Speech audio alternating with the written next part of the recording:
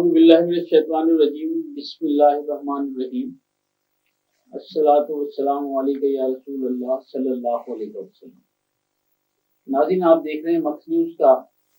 Programme انتخابی گہما گہمی، اور میں ہوں میزبان راجہ کوثر سعید۔ وطن عزیز میں 8 فروری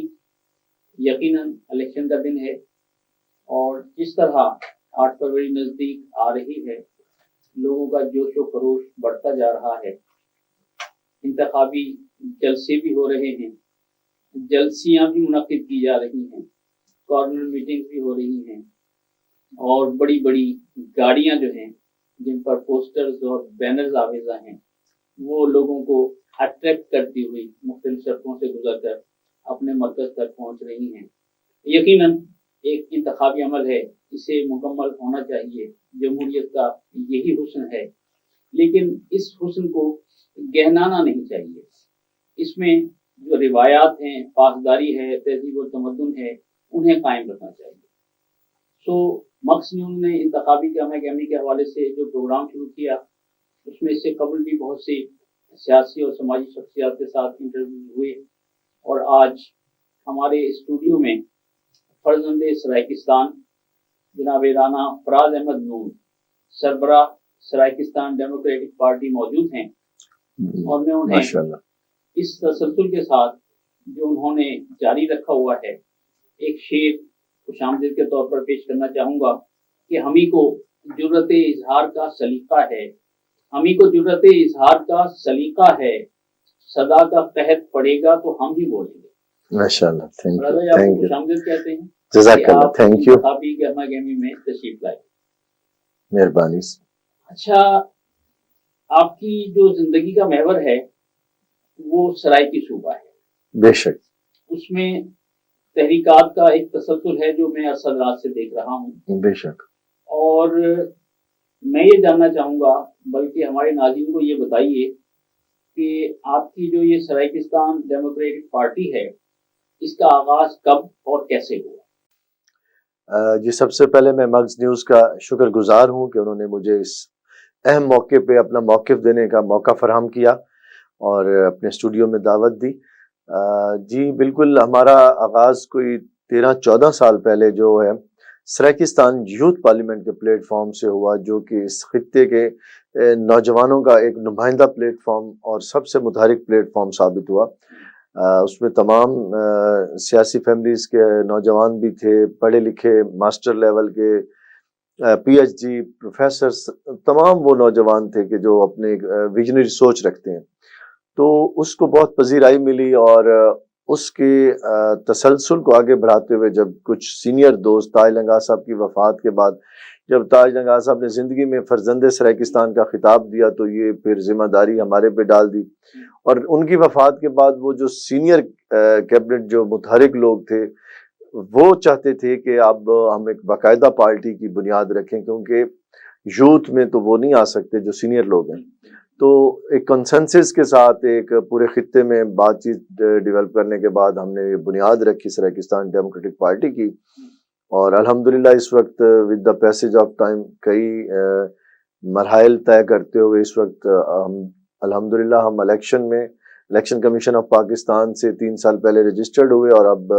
فرسٹ ٹائم ہمارے 11 ایم پی اے اور 4 ایم این اے اس وقت جو ہیں وہ کنٹیسٹ کر رہے ہیں، اور وفاق میں بھی، اسلام آباد میں بھی ہماری نمائندہ ہیں میڈم شاہ رخ انصاری صاحبہ NA46 پہ۔ تو انشاءاللہ امید ہے کہ اس دفعہ عوام اپنے شعور اور ادراک کا مظاہرہ کرتے ہوئے اپنے وسیب کے حقیقی نمائندوں کو ووٹ دے گی، اور ان کو مینڈیٹ دے کے اسمبلیوں میں بھیجنے کی کوشش کرے گی۔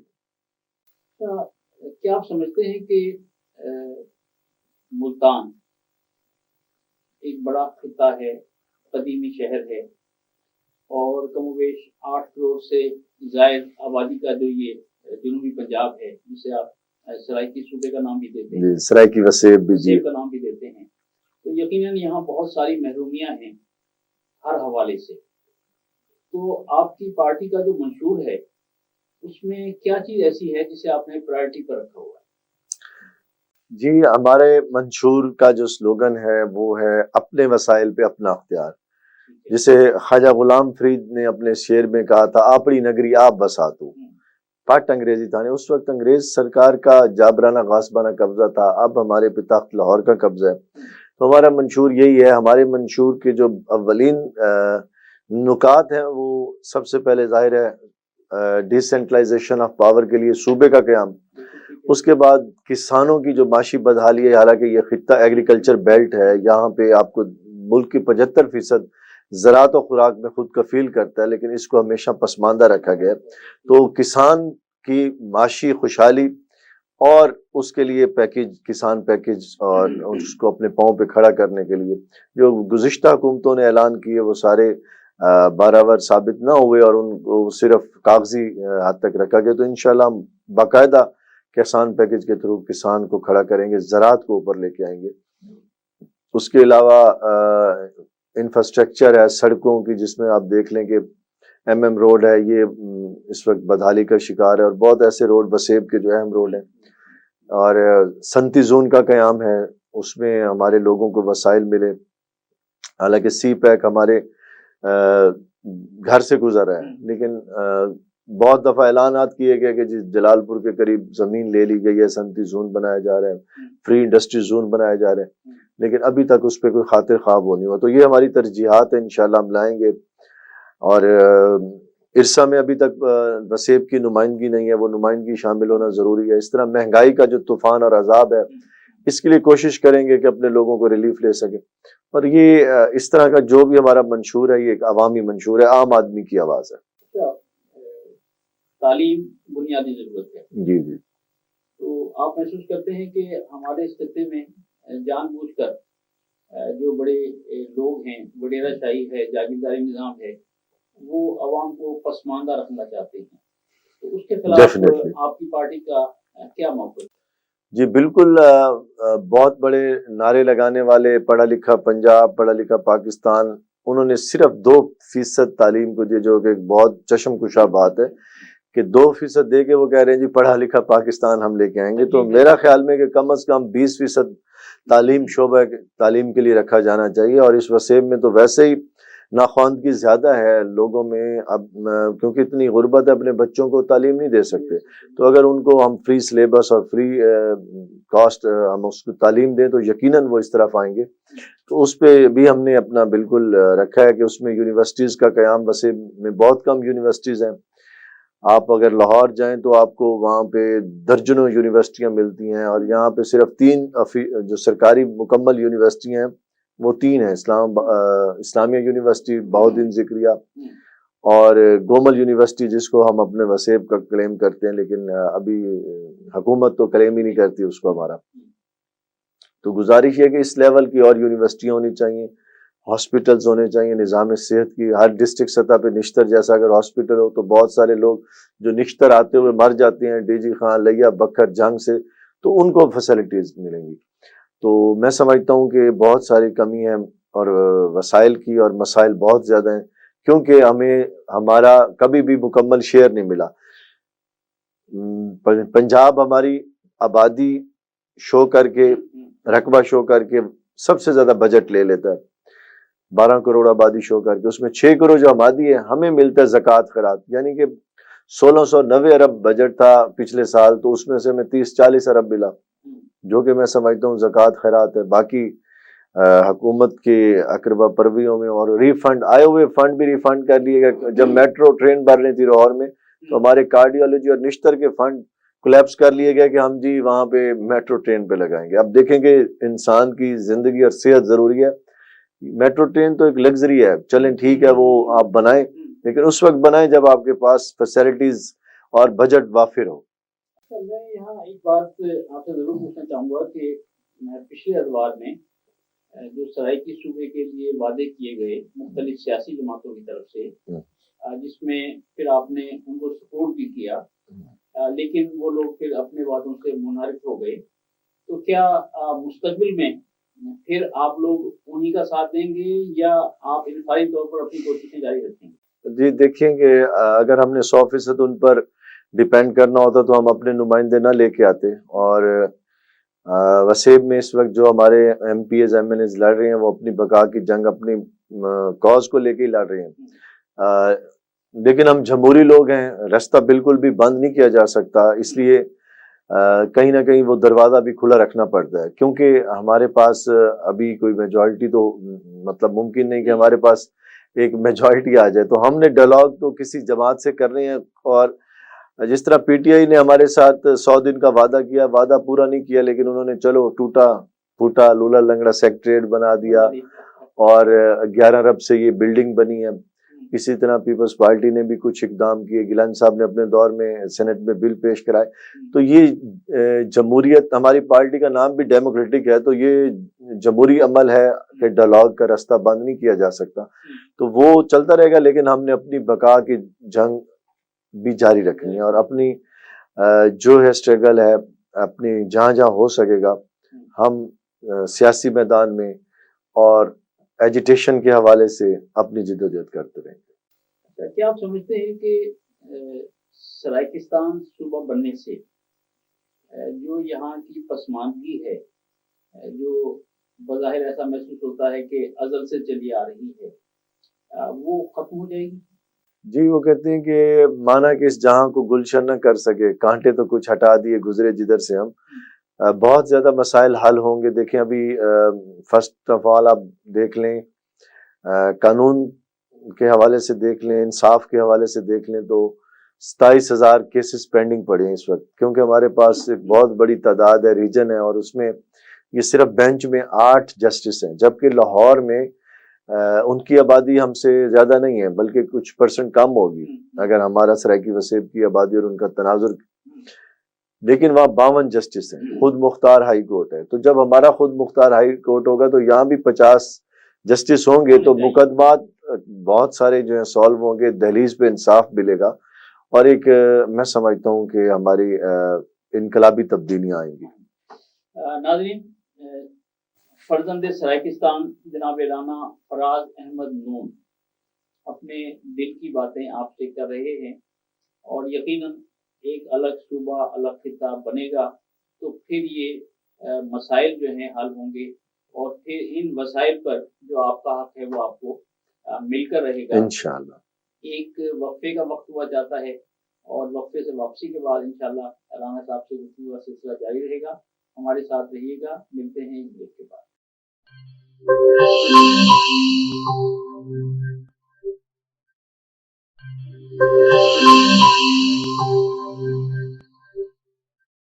ویلکم بیک ناظرین۔ نفرتوں کا نصاب پڑھ کر محبتوں کی کتاب لکھنا، نفرتوں کا نصاب پڑھ کر محبتوں کی کتاب لکھنا بڑا کٹھن ہے، خزاں کے ماتھے پہ داستان گلاب لکھنا۔ واہ، ماشاءاللہ۔ ناظرین، سربراہ سرائیکستان ڈیموکریٹک پارٹی جناب رانا فراز احمد نون انتخابی گرما گہمی میں ہمارے ساتھ موجود ہیں۔ ان سے میرا سوال یہ ہے کہ وہ ہمیشہ سرائیکی صوبے کی بات کرتے ہیں، سرائیکستان کی بات کرتے ہیں، لیکن کچھ ناقدین اس کو اس نقطہ نظر سے دیکھتے ہیں کہ یہ لسانیت ہے، لسانی تعصب ہے، یہاں دیگر قومیتیں اور دیگر زبانیں بولنے والے لوگ بھی رہتے ہیں، تو کیا یہ جو ان کا نعرہ ہے اس پس منظر میں مناسب ہے؟ تو اس کے بارے میں ان کی پارٹی کا، ان کا کیا موقف ہے، آئیے وہ ان سے جانتے ہیں۔ ہاں جی، بالکل سیدی صاحب، بات یہ ہے کہ اگر ایسی کوئی بات ہوتی تو آج رانا محمود الحسن کی صورت میں، وہ ایک سینیٹر ہیں اور انہوں نے اسمبلی میں، ایوان میں، سینٹ میں واضح کھڑے ہو کے کہا کہ ہم سرائیکی وسیب کا میرے پہ احسان ہے، انہوں نے ہمیں نوازا، ہمیشہ عزت دی، سینیٹر بنایا، ایم این اے، ایم پی اے بنایا۔ تو اگر اس خطے میں کوئی ایسا تعصب کی بات ہوتی، کوئی لسانیت کی بات ہوتی، اصل میں لوگ میرے بھائی سمجھ نہیں سکتے کہ یہ ایک قومی ثقافتی شناخت کی بات ہے، اس میں کسی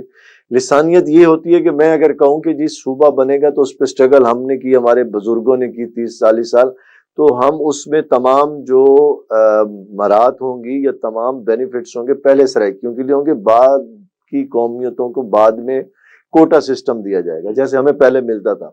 جبکہ ہم نے اپنے منشور پہ لکھا ہے جو آپ کے پاس بھی ہے کہ ہم سب قوموں کے ایکول رائٹس مانگتے ہیں۔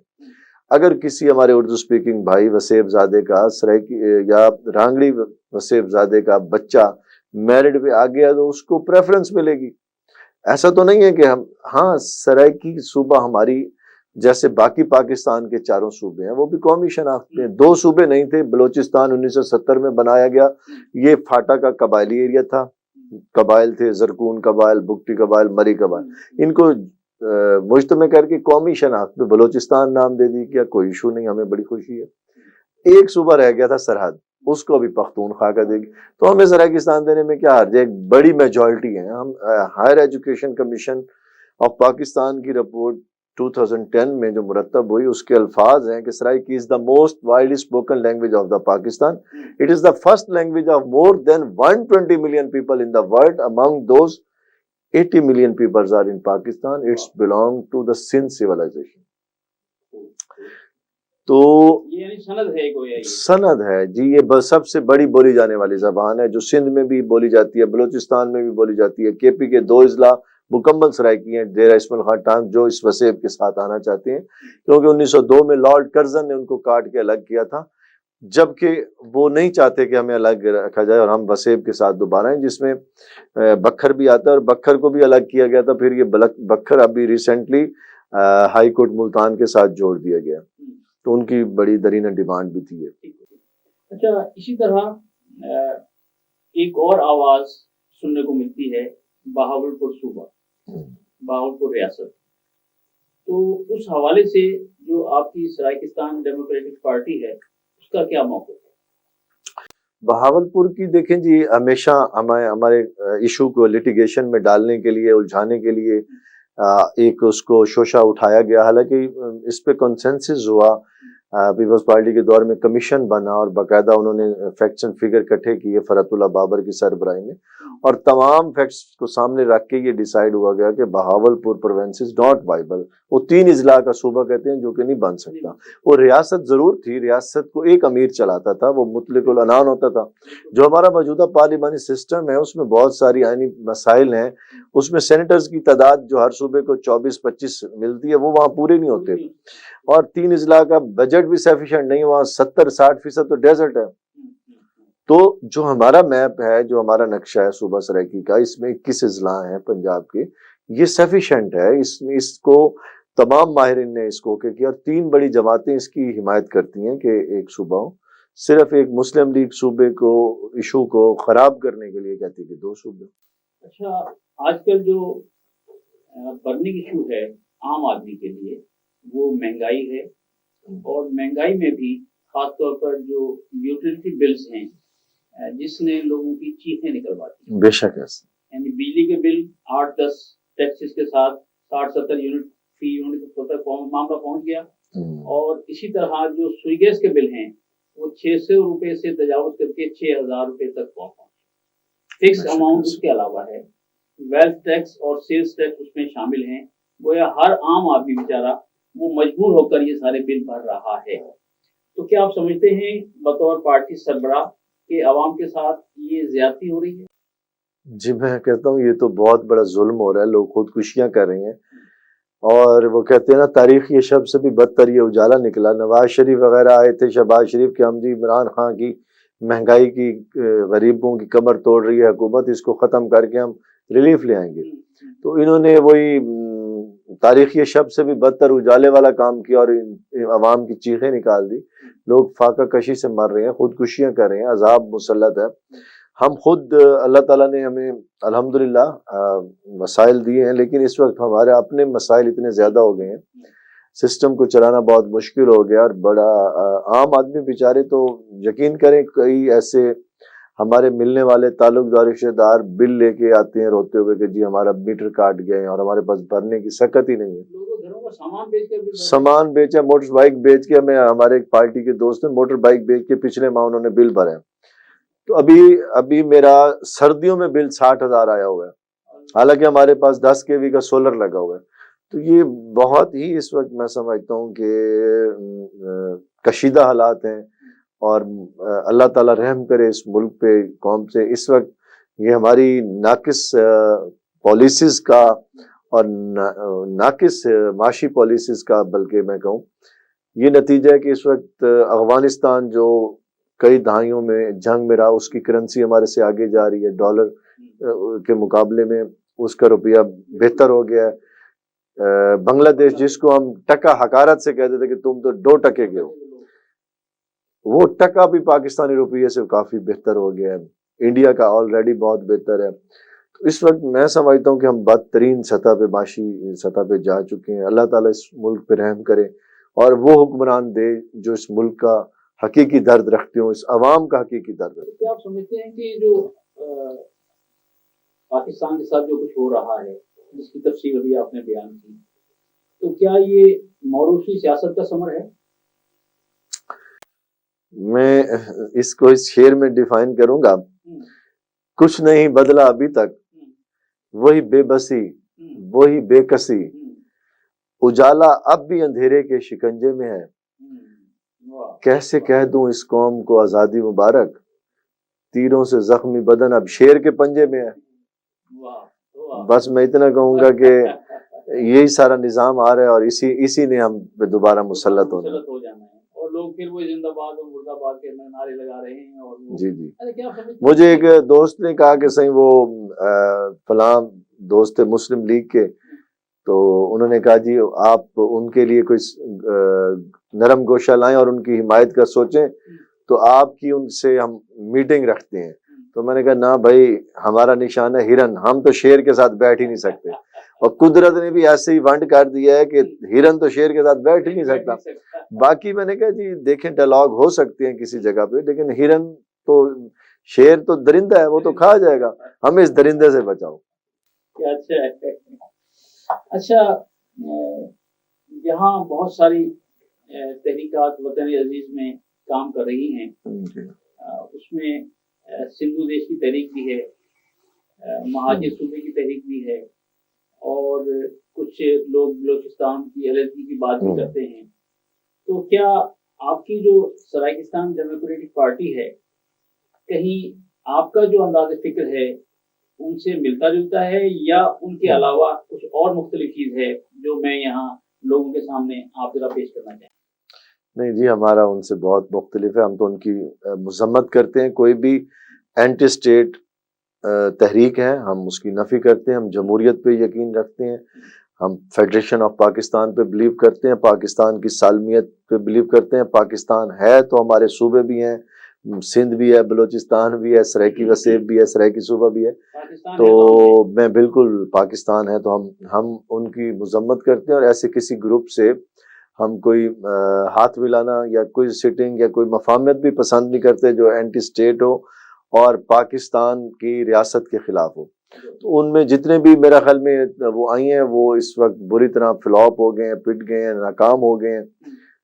سندھو دیش والے ہوں یا بلوچستان آزاد والے ہوں، یہ ساری میں سمجھتا ہوں کہ پاکستان کے دشمن ہیں، پاکستان کے۔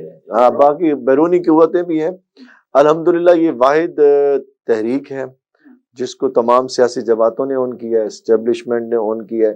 اور آج تک کوئی اینٹی اسٹیٹ ہم نے کوئی ایکٹ نہیں کیا۔ پرامن احتجاج ریلیاں ہماری 400 کلومیٹر کی بھی ریلی نکلی ہے، اگر کوٹ سبزل سے ملتان تک 39 گھنٹوں کا سفر کر کے تو ایک گھملہ بھی نہیں ٹوٹا، کسی ایک بندے کو تھپڑ بھی نہیں مارا گیا، جس کی وجہ سے آپ کو پتہ ہے کہ آج یہی وہ سلوگن ہے جس کو مختلف پارٹیاں اون بھی کر رہی ہیں اور اس کو اپنانے کی کوشش بھی کر رہی ہیں۔ تو اب وہ وسیب زادے جو ہمارے اردو سپیکنگ بھائی تھے، کل ہم نے رانا محمود صاحب کی بھی حمایت کی کا اعلان کیا ہے، کیونکہ اس وسیب زادے نے حق ادا کیا ہے۔ اور اس وقت میں بالکل پہلے کہہ چکا ہوں کہ ہمارا مسئلہ کوئی زبان کا ایشو نہیں ہے، ہمارے اس وسیب زادے کے ساتھ ہیں جو مخلص ہے، جیسے رانا محمود الحسن، اس نے ہر سٹیج پہ کھڑے ہو کے سینٹ میں دبنگ انداز میں سرائیکیوں کا مقدمہ لڑا، سرائیکی کی آواز بلند کی، تو ہم نے بھی ان کی بھرپور حمایت کا اعلان کیا، اور انشاءاللہ ان کو ہم کامیاب بھی کرائیں گے، اور کامیاب کرا کے اسمبلی میں بھیجیں گے، وہ ہمارا بھی نمائندہ ہوگا، بے شک وہ پیپلز پارٹی کے ٹکٹ پہ ہے. چلو یہ بھی بہت اچھا ہو گیا کہ پہلے وہ جس جماعت میں تھے ان کو سپورٹ کرنا ذرا مشکل ہوتا, تو وہ پیپلز پارٹی میں آ گئے جو آلریڈی ہمارے ساتھ سافٹ کارنر رکھتی ہے. تو انشاءاللہ ہم ان کو کامیاب کرا کے اسمبلیوں میں بھیجیں گے اور وہ بھی ہماری ایک توانا آواز ہو. اچھا, گزشتہ دنوں ایران کے بارڈر پر 11 سرائیکی مزدوروں کی شہادت کا المیہ پیش آیا. یقیناً تکلیف کی صورتحال ہے. وہ ہمارے بھائی ہیں, اپنے گھرانے کے چشم چراغ تھے. تو آپ گزشتہ دنوں میرے خیال ہے کوئی احتجاجی مظاہرہ بھی کیا, تو اس حوالے سے آپ مزید کیا کہنا چاہیں گے؟ جی بالکل, ہم نے یہ 11 سرائیکی مزدوروں کی جو شہادت ہوئی ہے اس پہ بہت بھرپور احتجاج کیا پریس کلب کے آگے, اور یہ واضح کیا کہ اس احتجاج کو ہمارا آخری احتجاج نہ سمجھا جائے, یہ احتجاج کا آغاز ہوگا. اگر حکومت نے کوئی اس پہ ٹھوس اقدام نہ کیا